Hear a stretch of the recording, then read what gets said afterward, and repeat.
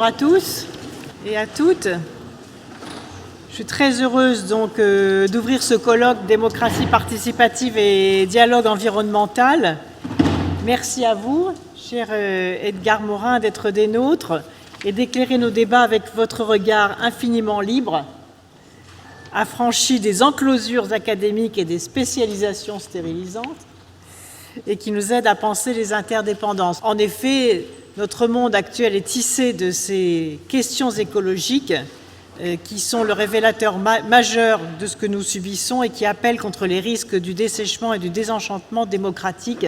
un renouveau citoyen dont la démocratie participative à laquelle vous et moi sommes profondément attachés peut et doit être le fer de lance pour relever les défis environnementaux du temps présent. Mon attachement à la démocratie participative et sa réalisation opérationnelle ne date pas d'aujourd'hui et j'ai de longue date la conviction que l'efficacité des politiques publiques dépend pour beaucoup de la façon dont les décisions sont prises, dont elles associent les citoyens aux choix qui les concernent, au suivi de leur mise en application, de la façon dont elles sont capables de mobiliser l'intelligence collective pour construire ensemble un intérêt général capable de dépasser les intérêts particuliers sans nier leur légitimité.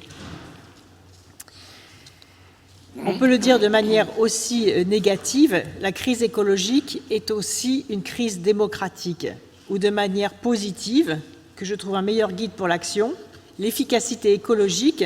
la mutation de notre modèle énergétique, la prise en compte des interdépendances des écosystèmes dans une biosphère dont nous sommes tributaires et acteurs,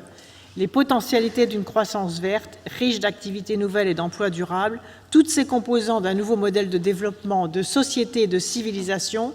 sont indissociables d'une mutation démocratique qui ouvre largement aux citoyens les portes d'une nouvelle manière de décider et d'agir. Il ne s'agit pas de consultations trop souvent cosmétiques, de concertation sans incidence sur les décisions. Il ne s'agit pas non plus de prévenir ou de désamorcer des conflits, pas seulement, ce serait déjà important, parce que nous en avons beaucoup, en vertu d'une conception restrictive et instrumentale de la participation citoyenne, mais je pense que les conflits en démocratie ne sont pas une anomalie, ni les désaccords, ni le heurt d'intérêts particuliers, qui ne sont pas, je le répète, a priori illégitimes. En revanche, c'est la violence qui doit être bannie, le choc stérile de positions qui se veulent figer à jamais, la conviction que les uns et les autres détiennent la vérité incarnée. Au contraire, c'est le dialogue qui doit prévaloir, pas toujours facile, pour que la confrontation des positions soit au bout du compte constructive,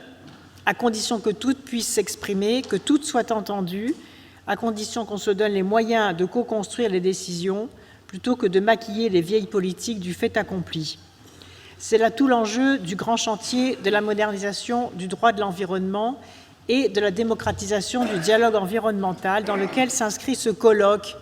qui constitue un point d'étape essentiel. Merci d'être rassemblés ici présents avec vos compétences, vos expériences, votre engagement,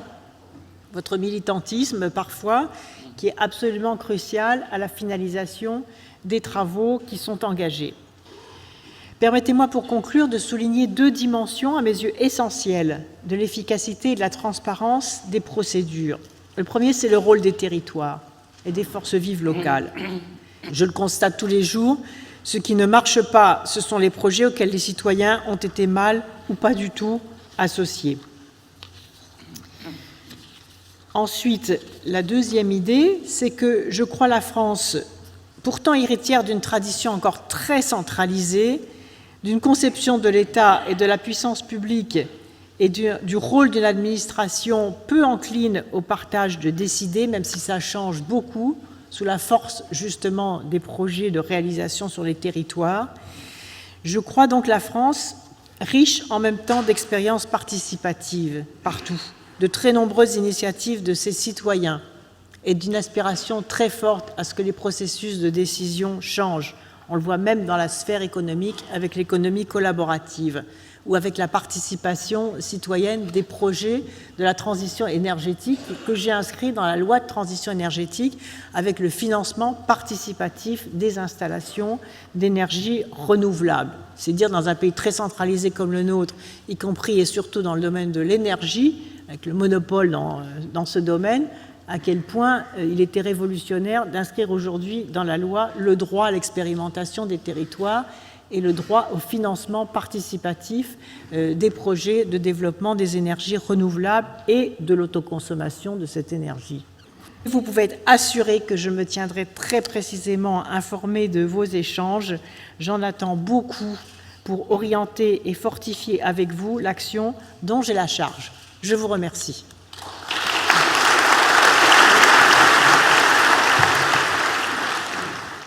Voilà, Madame la Ministre, Mesdames et Messieurs, chers amis, je pense qu'il est très opportun de faire le lien entre le problème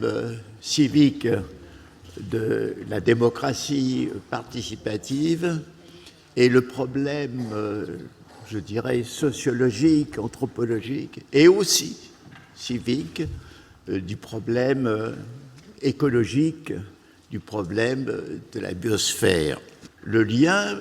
peut se faire à travers une nouvelle conscience écologique et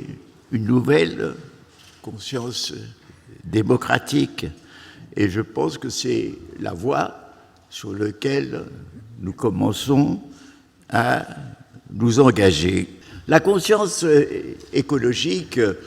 qui commence dans les années 70 du siècle dernier, avec la connaissance des ravages que notre civilisation produit sur la nature, notre nature, et par là même rétroagit sur nos vies avec de multiples périls et pollutions. Cette conscience a été assez difficile à introduire dans notre civilisation. Pourquoi? Parce qu'en dépit de ce que nous avons appris depuis Darwin, c'est-à-dire que l'être humain est issu d'une évolution qui fait de lui un animal d'un type nouveau, mais quand même un animal qui a des ascendants chez les primates et chez les mammifères. En dépit de ceci, nous avons été marqués à la fois par la Bible, qui a parlé d'une création séparée entre l'homme et l'animal, par le message de saint Paul qui a promis la résurrection aux humains, mais évidemment rien à nos toutous ni à nos minés, et puis Descartes, et puis la civilisation industrielle qui a demandé à la science et à la technique de nous faire maîtres et possesseurs de la nature, comme si elle était constituée d'objets. Donc il nous fallait une nouvelle éducation qui s'est faite difficilement, pas à pas, mais dernièrement, il est certain que le problème du changement climatique, entre autres, parce qu'il y a d'autres problèmes qui sont issus, suscite un mouvement qui, j'espère, aboutira à des actions concertées au niveau de la planète, bien entendu. Alors, donc, cette conscience écologique n'est pas seulement celle de notre relation interdépendante avec le monde naturel, c'est quelque chose qui nous amène à modifier, voire à transformer le mode de vie dans notre civilisation, aussi bien nos modes de consommer, nos modes de vivre dans le milieu urbain de plus en plus pollué. Et donc, je me suis amené à, en chaîne, nous repenser notre vie et notre civilisation même. De son côté, la démocratie participative est une idée qui suscite de très nombreuses résistances parce qu'on pense que la démocratie représentative suffit à assurer effectivement la juste contribution des citoyens à travers les élections, mais des expériences comme celles qui ont commencé à Porto Alegre et au Brésil et qui existent maintenant dans d'autres villes du monde, nous montrent qu'il y a un éloignement tel entre les instances dirigeantes, bien qu'élues, qu'elles soient élues au niveau municipal, au niveau régional, au niveau national encore plus, il y a un tel fossé qui se crée, il y a une telle, je dirais, crise de la démocratie. Pourquoi crise de la démocratie? C'est pas seulement parce qu'il y a eu une stérilisation politique, c'est parce que quand on est dans une période de crise généralisée, je dirais pas seulement de crise économique, mais de crise de société, alors à ce moment-là, comme vous le voyez, les angoisses fermentent, on est dans un monde privé d'avenir, ou plutôt où l'avenir est extrêmement incertain, les angoisses provoquent une tendance à la refermeture, à la peur, à la recherche de boucs émissaires, l'Europe, l'étranger, l'immigré, le musulman, le juif. Et dans ce climat d'angoisse, effectivement, la démocratie tente à s'asphyxier. Et pourquoi? Parce qu'il y a une idée très profonde qu'a exprimée le philosophe de la démocratie, Claude Lefort. L'idée profonde, c'est que la démocratie, c'est pas seulement le vote des citoyens, c'est pas seulement le conflit des idées. La démocratie, elle n'a pas de vérité. C'est-à-dire que chaque vérité d'un parti occupe le gouvernement pendant un certain temps, remplacée par une autre vérité. Mais la démocratie est vide. Or, autant dans des périodes de dictature, on aspire à la liberté, donc à la démocratie, autant quand il n'y a plus de danger de dictature ou quand on ne le voit pas, alors on a l'impression qu'on recherche cette vérité que donnent les religions, cette vérité que donnent les hypernationalismes, cette vérité qu'ont donné les totalitarismes. Et donc, si vous voulez, nous avons besoin d'une conscience démocratique et de ce vide. Mais ce vide, on peut du moins partiellement l'occuper par des instances de démocratie participative. C'est-à-dire qu'au niveau des citoyens, par des techniques qui peuvent être le tirage au sort ou la représentativité directe, notamment dans les petites communes, qu'à ce moment-là, se crée au niveau, je dirais, direct, non seulement un contrôle des instances qui gouvernent, mais je dirais beaucoup plus les initiatives qui naissent dans ce qu'on appelle la société civile. Je pense qu'il faut considérer que l'éveil citoyen est une chose qui doit être encouragée et poursuivie. Nous avons, par exemple, sur le plan de l'agriculture, nous vivons actuellement l'hégémonie de la grande monoculture quasi industrialisée et de l'élevage quasi industrialisé où les animaux sont comme des objets, les poules coincées dans les poulaillers, où ils sont concentrationnaires et où, en plus, les sols se dégradent, les pesticides dégradent les aliments, la qualité diminue, d'où cette réaction qui s'est faite d'elle-même avec l'agriculture, avec l'agroécologie, dont on a quelques symboles en France comme Philippe Desbrosses ou Pierre Rabhi, et surtout une agriculture fermière, soucieuse évidemment de la qualité des produits. Et là, nous avons effectivement, voici un domaine qui touche non seulement l'écologie, c'est-à-dire vous avez des champs immenses, sans papillons, sans oiseaux, sans vers de terre, même sans humains, parce que ce sont des machines ou des avions qui font les semailles. Et vous avez la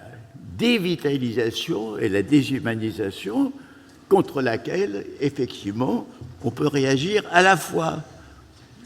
pour la nature, à la fois pour l'hygiène, à la fois pour la santé.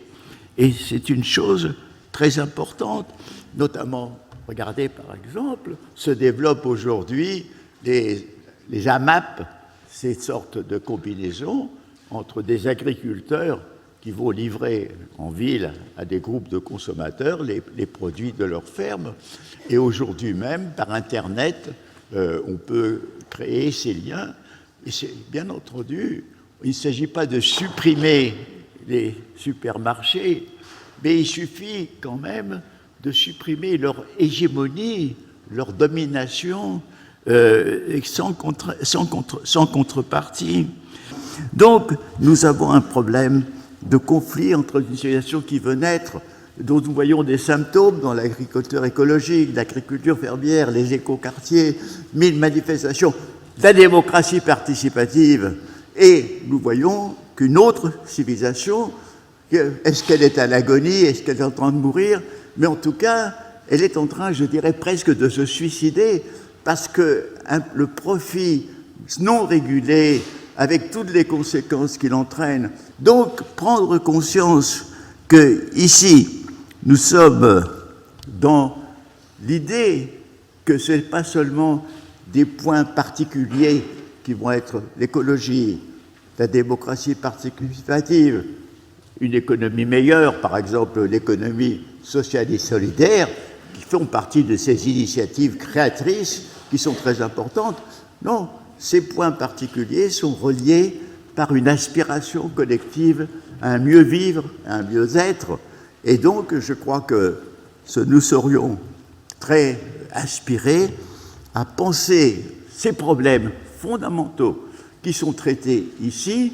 dans le cadre de l'aspiration à une métamorphose qui, elle, serait progressive de notre civilisation. Merci.